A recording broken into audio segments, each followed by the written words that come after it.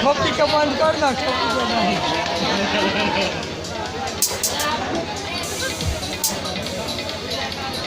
दाढ़ियों पर का रहता है। क्या हुआ?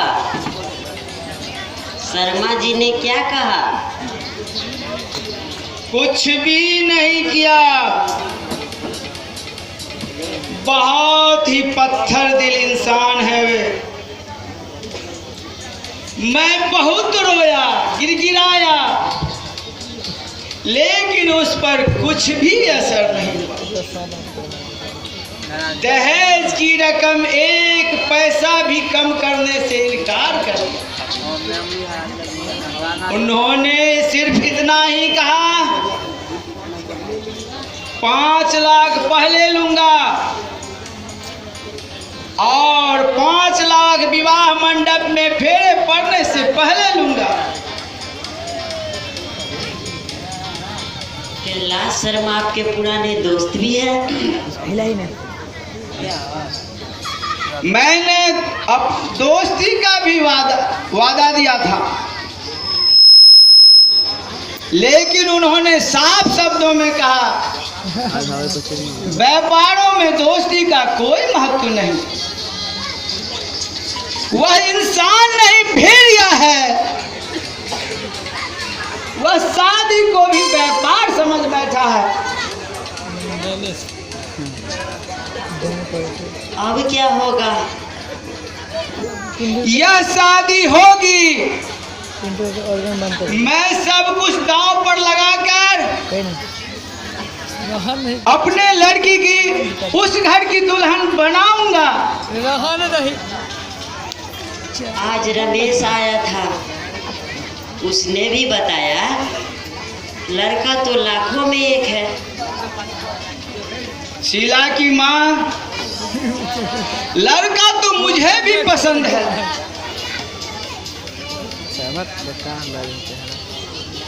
तब तो शीला को उस घर की बहू जरूर बनाऊंगा।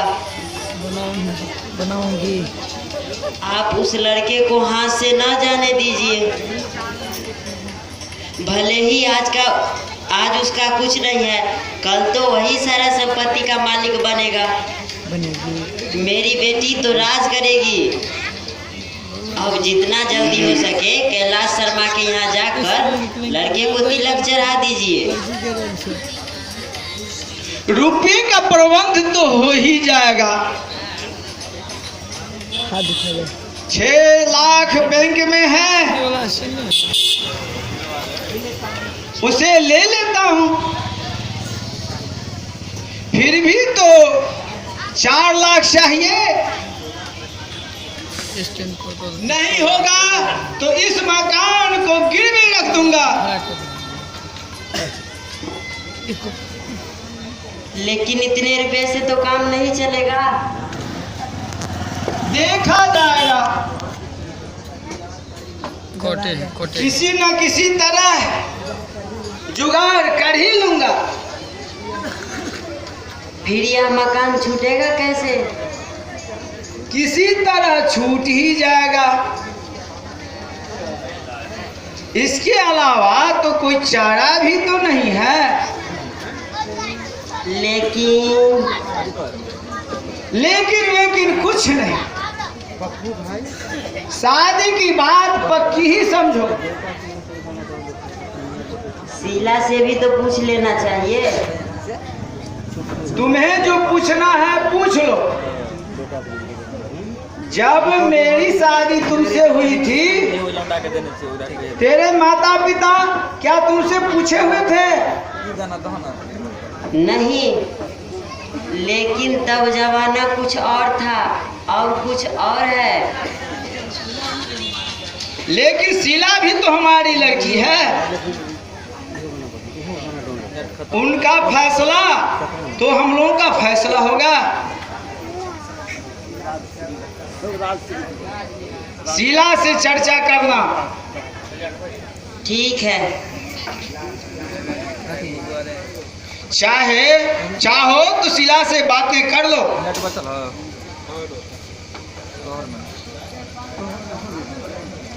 आज तो नहीं, कल शीला से चर्चा करूंगी।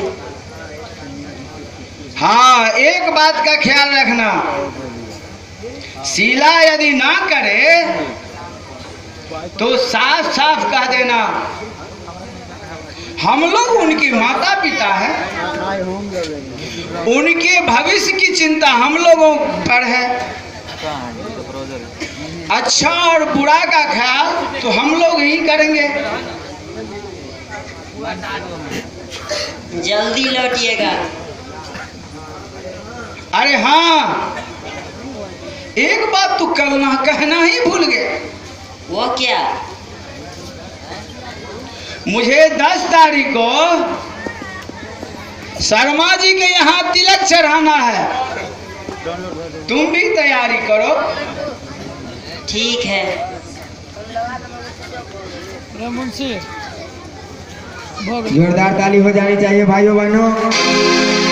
आइए अब चलते हैं नाटक के छठे दृश्य की ओर। बेटा बात क्या है? दूध के दूध पहन के पहन बजते। पिताजी, शादी विवाह कोई गुड्डो गुड़ियों का खेल नहीं, जिससे चाह कर दिया। मैं उस लड़की को नहीं जानता हूँ, नहीं पहचानता हूँ, कौन है, कैसी है। अरे तुम्हारे देखने ना देखने से क्या होता है? मैं उस लड़की को अच्छी तरीके से देख के आया हूँ। पिताजी, शादी आपको नहीं मुझे करनी है। सरोज, तुम हमसे आगे बढ़ रहे हो। पिताजी, यह शादी मैं नहीं कर सकता। क्यों नहीं कर सकते? इसलिए कि मैं एक लड़की से प्यार करता हूँ और हम दोनों ने कसम खाई है एक दूसरे के साथ शादी करूंगा। बेवकूफ! बाहर निकलने के बाद पक्षी अपना घोंसला भूल जाता है, वही हालत तुम्हारी है। क्या मैं इसी दिन के लिए तुझे पाल पोस कर बड़ा किया? मुझे मजबूर मत करो सरोज, नहीं तो मैं जब भी शादी करूंगा तो उसी लड़की से। सरोज, आज तक जिस राज को हमने सीने में दफन कर रखा है, उस कब्र की खुदवाने की कोशिश मत करो। मेरे पिताजी, पिताजी, कुछ भी हो, मैं यह शादी करने में असमर्थ हूँ।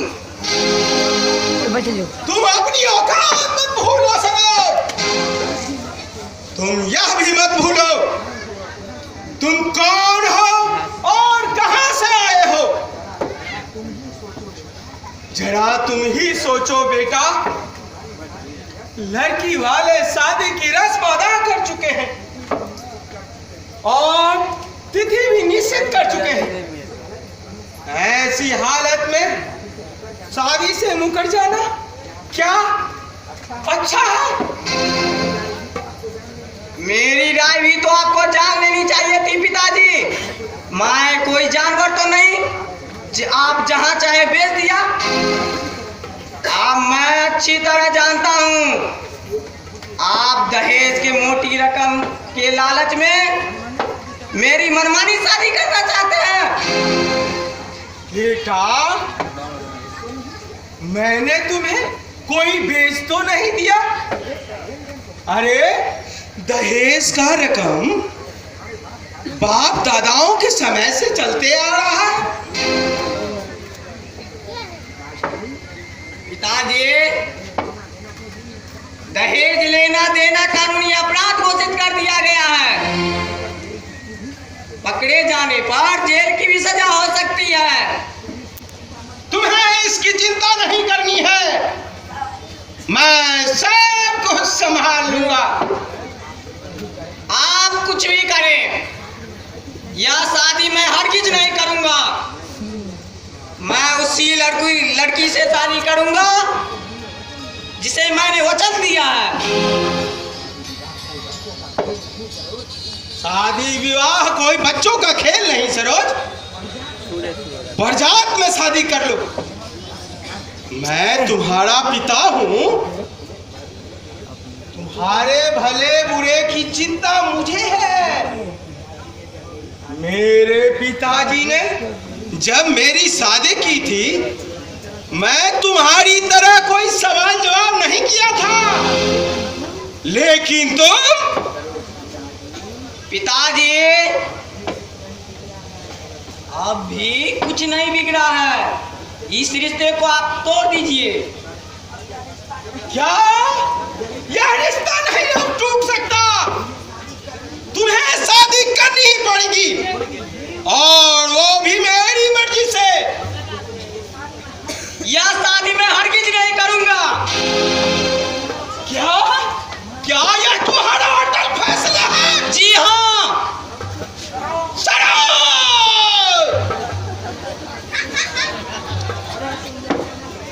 अगर तुम यह समझते हो कि तुम कैलाश शर्मा के पुत्र हो, यह तुम्हारी भूल है। यह भी तुम अच्छी तरह जान लो, सारी जायदाद से तुम्हें हाथ धोनी पड़ सकती है, और तुम जहां से आए हो वहीं लौट के तुम्हें जाना पड़ेगा। तब मैं देखूंगा तुम उस प्रेमिका को कहां से सुख सुविधा दोगे।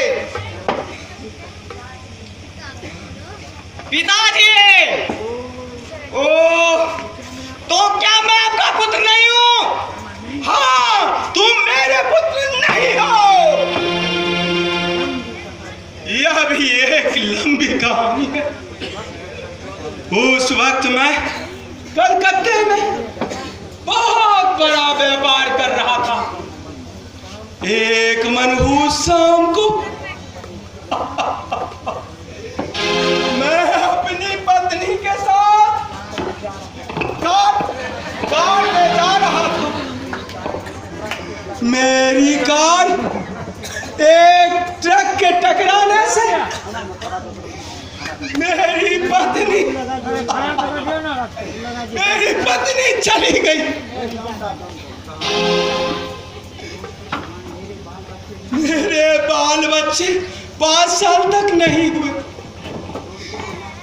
दोस्तों के लाख कहने के बावजूद भी मैंने दूसरी शादी नहीं की।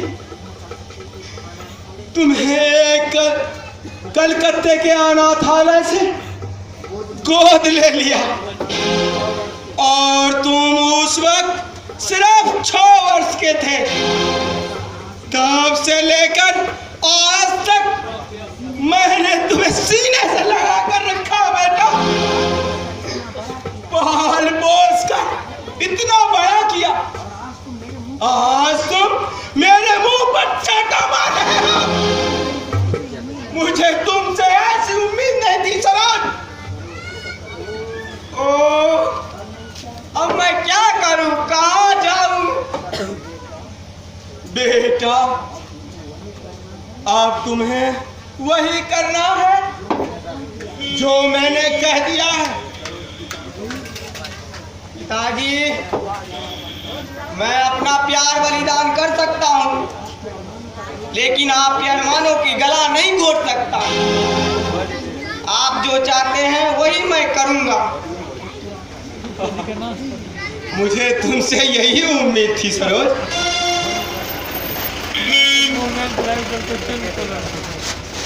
बहुत सुंदर, जोरदार ताली हो जानी चाहिए भाइयों बहन।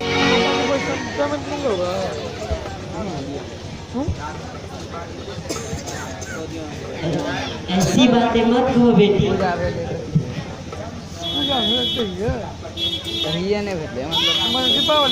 पहले मेरी राय भी तो जान लेनी चाहिए थी। मैं शादी करूंगी। अगर तेरी राय ना ली गई, इसमें तेरा क्या बिगड़ता है बेटी? माँ, तू क्या समझेगी? मेरा क्या बिगड़ रहा है? मैं तेरी माँ हूँ बेटी। बोल तुझे क्या तकलीफ है?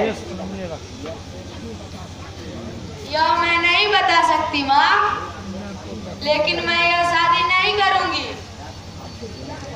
आखिर क्या वजह है बेटी? आखिर तू शादी करने से इनकार कर रही हो? ओह, मैं तुझे कैसे समझाऊंगा? तू मुझे क्या समझाएगी? मैं तेरी माँ हूँ। माँ, जिस लड़के से मेरी शादी हो रही है, वह कैसा है जानती भी हो? लाखों में एक है। यह तुम कैसे जानती हो? तेरे पिताजी ने देखा है बेटी। उन्होंने कहा लड़का बहुत ही भला और नेक ईमानदार भी है। और तुझे विश्वास हो गया? माँ, जिस लड़के से मेरी शादी हो रही है, उससे न मैं जानती हूँ न पहचानती हूँ। भला मैं यह कैसे मान लूँ कि मेरा होने वाला जीवन साथी अच्छा है या बुरा? पता नहीं कौन है, कैसा है। अरे मैं तो जानती हूँ, लड़का धनवान है, गुणवान है और पढ़ा लिखा भी है। माँ, मुझे धनवान नहीं, मुझे ऐसा पति चाहिए जो नेक और ईमानदार हो। लड़के में सभी गुण है बेटी। उसमें चाहे कितने भी गुण क्यों न हो, लेकिन मैं ये शादी नहीं करूंगी। शीला, बेटी जब जवान हो जाती है तो माँ बाप के कंधे का बोझ बन जाती है। तो क्या मैं तुम्हारे कंधे का बोझ बन गई हूँ? नहीं बेटी, ऐसी बात नहीं है। यह तो सांसारिक बातें हैं बेटी। माँ, मैं प्रार्थना करती हूँ, यह शादी मैं नहीं करूंगी। मुझे मजबूर मत करो। अब यह कैसे हो सकता है? दहेज की रकम अदा हो चुकी है। सभी संबंधियों के यहाँ विवाह निमंत्रण कार्ड भी जा चुके हैं। विवाह की तिथि निश्चित हो चुकी है। ऐसी हालत में शादी रुक गई तो लोग क्या कहेंगे बेटी? लोगों को जो कहना होगा कहेंगे, लेकिन मैं यह शादी नहीं करूंगी। बेटी, क्यों तुम बच्ची की तरह जिद करती हो? मेरी समझ में कुछ नहीं आ रहा। तू क्यों शादी नहीं करना चाहती? ओह माँ, मैं तुझे क्या जवाब दूँ? ठीक है, जो तुम्हारे मन में आए वो करो। मैं अब कुछ नहीं जानती। तू जाने और तुम्हारे पिताजी जाने। मैं पिताजी से कुछ नहीं कर सकती। जो कहना था मैं तुझे वो कह चुकी। और मैं भी कुछ नहीं जानती। जो कहना हो उन्हीं के सामने कहना।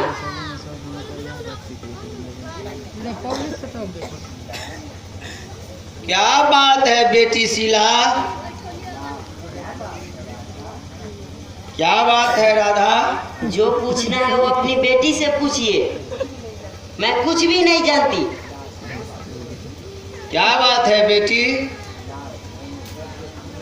मैंने सब कुछ सुन लिया है बेटी। यह शादी रुकनी असंभव है। यह शादी रुक गई, सदा के लिए मेरे माथे पे कलंक का टीका लग जाएगा। बेटी, तुम अपने दुखी पिता का चेहरा तो देख। शीला, तुमसे इज्जत की भीख मांगता हूँ बेटी।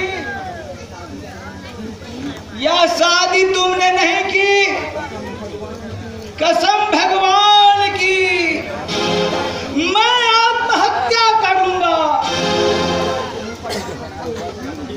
नहीं नहीं पिताजी, आप आत्महत्या नहीं करेंगे। यह शादी मैं करूंगी, जरूर करूंगी। बेटी,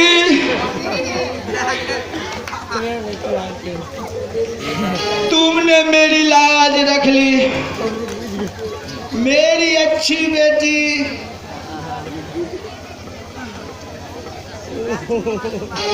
बहुत सुंदर, जोरदार ताली हो जाए।